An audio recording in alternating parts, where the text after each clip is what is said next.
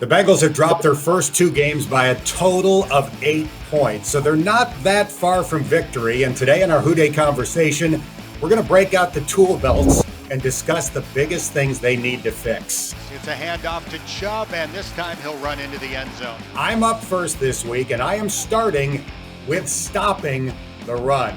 Bengals are giving up an average of 185 rushing yards per game in the first two games of the season. That's 30th in the NFL. And if you look at the bottom 5 teams right now in that stat, you've got the Lions, the Texans, the Bengals, the Dolphins, and the Vikings. All 5 of those teams are 0-2 this season. So obviously you have to stop the run in order to win. Now the Bengals are going to get a boost when Geno Atkins and Mike Daniels return, hopefully both, hopefully soon. That will help them be more disruptive up front. Well, you know me, I'm just going to hop on the running game, but it's more than the running game. It's balance. Joe Burrow is leading the league in passes attempted. It's the chicken and the egg. Do they run the ball well because they run it a lot, or do they run the ball well because they're running the ball?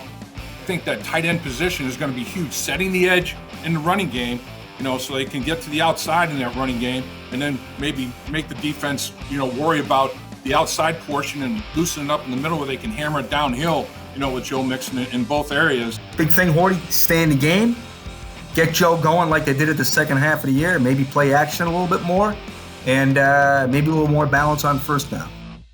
My subject is going to be the loss of C.J. Uzomah. He was playing well. He was having a good season. A lot of people anticipated a big breakout season for C.J. Uzomah, and he got off to a good start. He had Joe Burrow's first touchdown catch. 14-3, shotgun snap, Burrow with time, floats it downfield, caught at the 2 by Uzomah, and he runs it into the end zone for Joe Burrow's first NFL touchdown pass.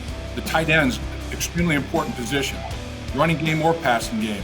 The Bengals used their tight ends as more traditional tight ends. In the Cleveland game, CJ had 4 catches and a touchdown before his injury. Drew Sample gets 7 catches. 11 of the 37 completions by Joe Burrow went to tight ends. Both CJ and Drew Sample have 8 catches on the year, tied for third most, on the team. The Eagles have 2 tight ends.